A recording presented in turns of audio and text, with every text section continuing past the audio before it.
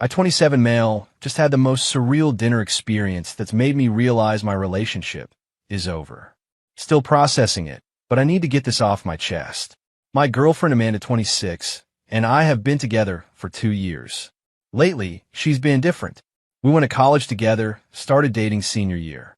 Back then, she was sweet, funny, down to earth. But ever since she started her new job at this marketing firm 6 months ago, she's become obsessed with appearances, social media, being seen at the right places with the right people. The thing is, I'm not that guy. I work as a veterinary technician. I spend my days covered in dog hair, dealing with anxious pets and worried owners. I love my job, but it's not glamorous. I don't have a six-pack or a fancy car. I'm just average. And until recently, Amanda said she loved that about me. Said I was real and genuine. That changed when she started hanging out with her new work friends. Suddenly, my cargo pants were embarrassing. My reliable Honda was giving broke energy. My lack of Instagram presence was basically social suicide. But tonight was the worst. We were at dinner with her work friends, Caitlin and Jenna. Trendy place, the kind where they serve tiny portions on huge plates. Amanda insisted I wear this uncomfortable button-down she bought me because my usual clothes would embarrass her. The whole dinner was them talking about guys from their office, who's hot, who's not, who hooked up with who. I just sat there eating my $30 piece of salmon that wouldn't fill up a toddler. Then our waitress came by to refill waters. She was attractive, sure, but I barely noticed because I was focused on not saying the wrong thing and setting off another lecture about my social skills. Amanda noticed me say, "Thank you," to the waitress and immediately pounced. Look at him being polite. He thinks she's cute, she announced to the table. I was just being polite, I said. Caitlin laughed. At least he has good taste. She's gorgeous. Too bad she's way out of his league, Amanda added, and they all giggled. No offense, babe, but let's be realistic. I just focused on my food. Oh, come on. Don't pout, Amanda continued. I saw you checking her out. Not that I blame you. Must be nice to dream, right? I wasn't checking her out. Sure you weren't. Though honestly, even if you were, it's not like she'd notice. When's the last time anyone flirted with you? Besides me, obviously, and that was more like charity work. Her friends laughed. That fake, mean girl laugh that makes you feel 2 inches tall. Remember when we went to that club last month? Amanda turned to her friends. This girl walked right past him and hit on the guy behind him. It was so awkward. He actually thought she was coming to talk to him. That's not even what happened. I'd stepped aside to let her through because the bar was crowded. But I didn't correct her. What was the point? Seriously, you're just jealous because nobody flirts with you, she said, taking a sip of her wine. I looked at her, really looked at her. This person who was supposed to love me, publicly humiliating me for entertainment. You're right, I said quietly. She seemed surprised I agreed. See? Honesty. That's why I keep you around. You know your lane. The waitress came back with the check. As she set it down, her hand brushed mine, and she gave me a small smile. Nothing flirty, just kind. Like she heard everything and felt bad for me. We paid. Well, I paid as always and got up to leave. As we're walking out, the waitress appeared again. Sir, you forgot this, she said, handing me what looked like a receipt. I don't think dash.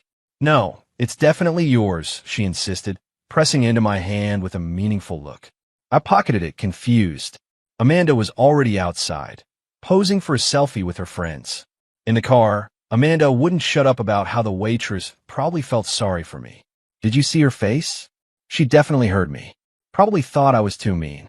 But honestly, someone needs to keep you humble. I pulled out what the waitress had given me. It wasn't a receipt. It was a note. Amanda grabbed it before I could read it. Oh my God. Did she seriously give your number? That's hilarious. Let me see what pity looks like written down.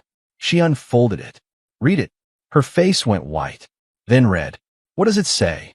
Caitlin asked from the back seat. Amanda crumpled the note. Nothing. It's nothing. But I'd seen her expression. What did it say, Amanda? I said it's nothing. I pulled over. Give me the note. Just drive. Not until you give me the note. She threw it at me and crossed her arms. I smoothed it out and read. Asterisk. Hey, I recognize your girlfriend from Tinder. She was at my friend Kyle's place last Tuesday when I stopped by. Same dress she's wearing now. Thought you should know.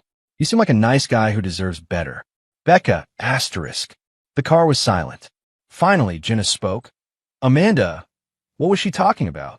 She's lying, Amanda said quickly. She's obviously just trying to break us up because what? I asked. Because she feels sorry for me? Because I'm so pathetic that waitresses are trying to save me from my own girlfriend? It's not what you think, Dash. Last Tuesday you said you had to work late. I did work late. I just stopped by friends after. Kyle, he's just a friend that you met on Tinder. While we're together, Caitlin and Jenna were dead silent in the back seat. The energy had completely shifted. Can we talk about this at home? Amanda whispered. No. Get out. What? Get out of my car. All of you. Order an Uber. You can't be serious. Over a note from some random waitress. The note's not why I'm done, Amanda. It's just the proof. Get out. Update 1. Well, that escalated quickly. First, thanks for all the support on my original post. To answer some common questions. Yes, I kept the note. No, I didn't go back to thank the waitress. Felt too weird. Yes, I'm getting tested appointment tomorrow. So after I kicked them out of the car, Amanda blew up my phone. I didn't block her immediately because I wanted to see what she'd say. The texts were a masterclass in manipulation. That waitress was lying. You really believe some stranger over me? Kyle is gay. He's not. I check his Instagram. It was a work thing. You're overreacting. You embarrass me in front of my friends. If you loved me, you'd trust me. Fine, I was at Kyle's, but nothing happened. We just talked. I needed advice about us. You've been so boring lately. This is your fault for not paying attention to me. I'm coming to get my stuff. That last one got my attention. We didn't live together, thank God, but she did have a key to my apartment and kept some things there. I took the day off work Friday. Changed my locks first thing in the morning. Then I carefully packed all her stuff, clothes, toiletries, that expensive coffee machine she insisted I buy, but only she used. Put it all in boxes by the door.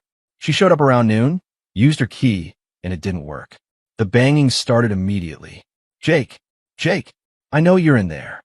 I opened the door but stood in the doorway. Your stuff's in these boxes. She tried to push past me. I need to check you got everything. I got everything. Take the boxes and go. We need to talk about this like adults. Like how you talked about me at dinner.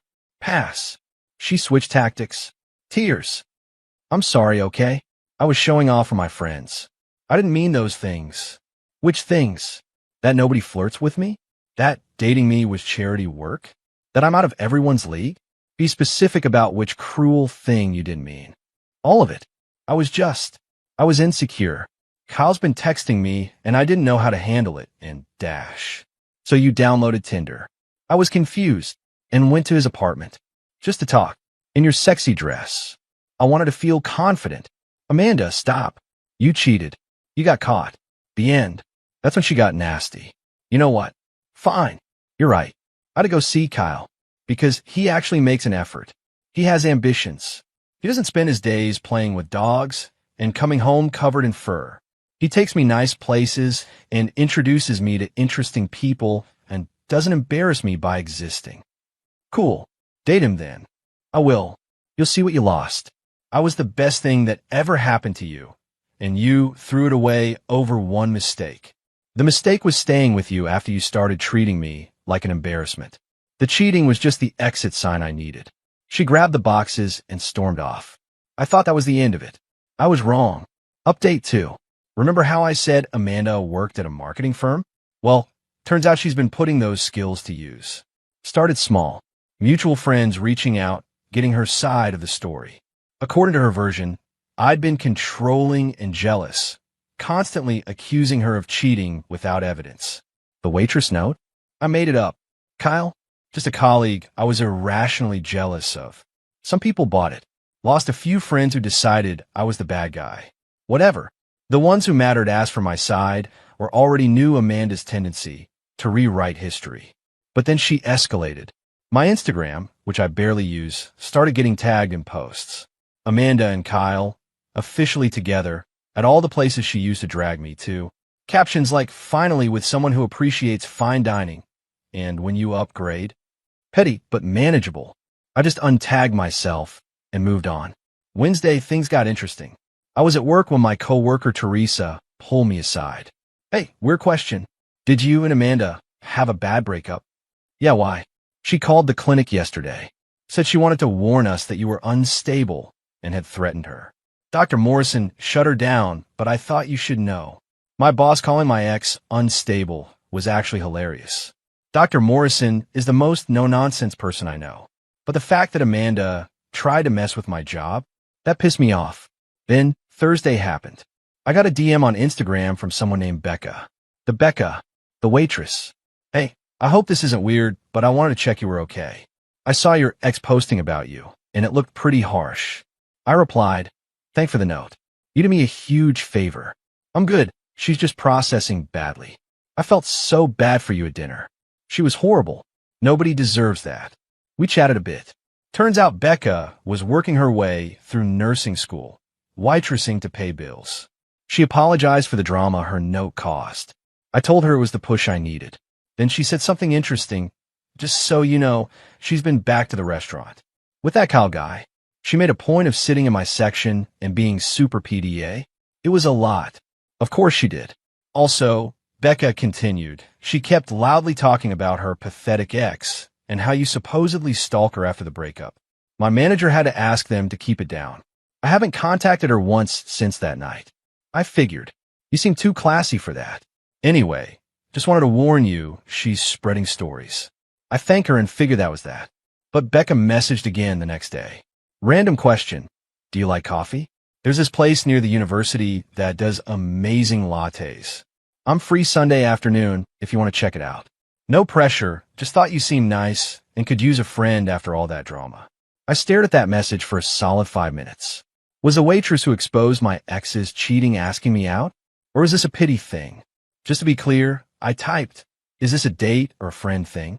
Either is fine, just want to know what I'm walking into. Let's start with coffee and see what happens, smiley face. Final update. I went for coffee with Becca. And yes, it turned into a date. She was even cooler outside of work. Smart, funny, actually interested in hearing about my job. She showed me pictures of her rescue cat and didn't judge when I got excited about the treatment plan for a diabetic golden retriever I'd been working with. Can I be honest? She said halfway through her latte. When your ex was being so cruel at dinner, I wanted to dump water on her head. The only reason I didn't was I needed the job. The note was better, more effective. I debated giving it to you, but the way she kept belittling you while you just sat there quietly, nobody deserves that. And when she made that comment about charity work, I saw you flinch. That's when I decided. How did you know about Kyle? My friend actually did hook up with him. Same night your ex was there. He was bragging about juggling multiple women. I remembered your girlfriend because she was all over him, and I thought it was weird she left alone if they were together. Then when I saw her at dinner acting all superior. Small world. Tiny, she agreed. Want to know something funny? After she came back with Kyle making a scene, my manager banned them. Apparently, Kyle got handsy with another server, and that was the last straw. We talked for 2 hours. She walked me to my car, and I asked if she'd like to do it again sometime. I would. But just so we're clear, this isn't pity. You're actually cute, and more importantly, you're kind. Your ex is an idiot. Amanda must have amazing radar, because that night, she texted from a new number. I know you went out with that waitress. Kyle saw you. How dare you move on so fast? This proves you were cheating too. I didn't respond. She's using you to get back at me. Still didn't respond. You'll regret this. I blocked the new number. Monday morning, Amanda showed up at the vet clinic again. Not to cause trouble, to bring in Kyle's mother's ancient poodle. She didn't know I worked Monday mornings, and the look on her face when I walked into the exam room was priceless. I didn't. Kyle's mom needed. No problem, I said professionally. Let's focus on Fluffy. What seems to be the issue? She was so thrown off, she could barely speak. Dr. Morrison handled the exam while I took notes. The whole time, Amanda kept stealing glances at me. I just did my job. As she was leaving, she stopped. Jake, can we talk? Please? Just for a minute. About Fluffy? Sure. Otherwise, no. I messed up. I know that. Kyle, he's not what I thought. He's actually kind of jerk. Okay. That's it? Okay. What do you want me to say, Amanda? You made your choices. You publicly humiliated me, tried to get me fired, lied about me to everyone we know. Now you're with Kyle. Hope it works out. I was wrong about you, she said quietly. You're not boring. You're stable. You're kind. You actually cared about me, not just how I looked on your arm. Past tense is correct.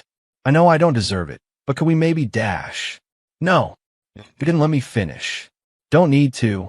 The answer is no. Please take Fluffy home and follow up with the medication in 2 weeks. She left. According to Teresa, she cried in the parking lot for 10 minutes before driving away. That was 3 weeks ago.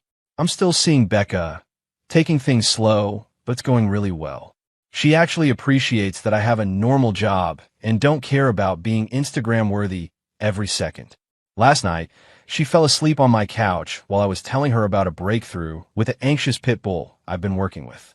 When she woke up, she apologized. No, I'm sorry, I said. I know dog rehabilitation stories aren't exactly thrilling. Are you kidding? You're passionate about what you do. It's adorable.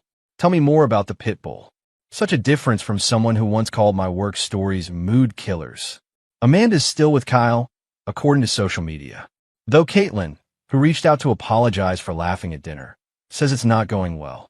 Apparently, Kyle's juggling act hasn't stopped, and Amanda's discovering what it's like to date someone who treats her like an option instead of a priority. Karma's funny like that. As for the note, I kept it.